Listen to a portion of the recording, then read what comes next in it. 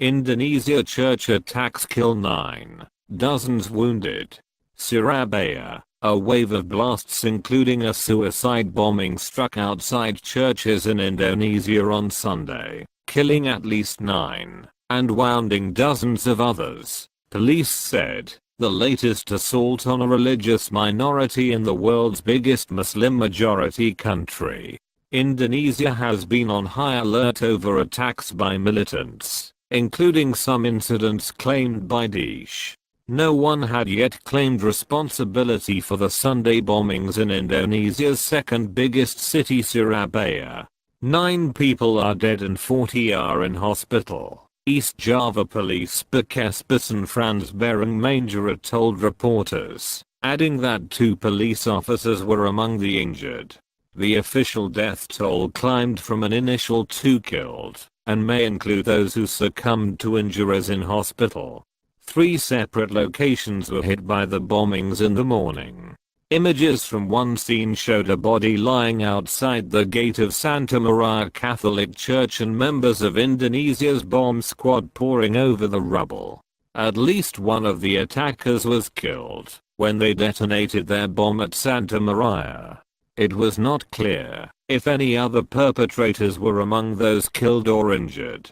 I was frightened. Many people were screaming. 23-year-old witness Roman told AFP after the blast at Santa Maria Church.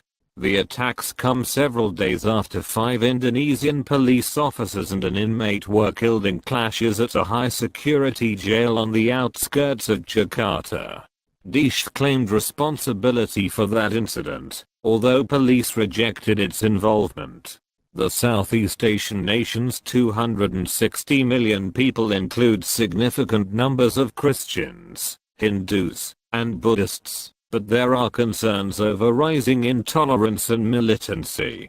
Indonesian police shot and wounded a man who attacked a church congregation in the town of Sleman with a sword during a Sunday mass in February. High alert. The archipelago nation of some 17,000 islands has long struggled with militancy and has suffered a series of attacks in the past 15 years, including the 2002 Bali bombings that killed 202 people, mostly foreign tourists, in the country's worst ever terror attack. A sustained crackdown weakened the most dangerous networks, but the emergence of Daesh has proved a potent new rallying cry for radicals.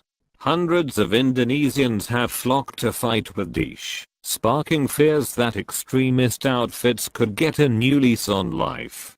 A gun and suicide attack in the capital, Jakarta, left 4 attackers and 4 civilians dead in January 2016, and was the first assault claimed by Daesh in Southeast Asia. The attack on a district packed with malls, embassies and United Nations offices left around 20 others injured.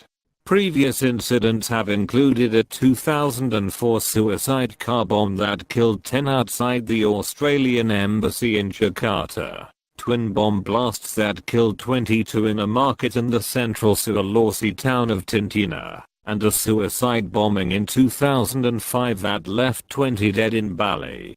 7 people were killed, 6 of them foreigners, and more than 40 were injured when suicide bombers targeted the luxury Ritz-Carlton and JW Marriott hotels in Jakarta in July 2009.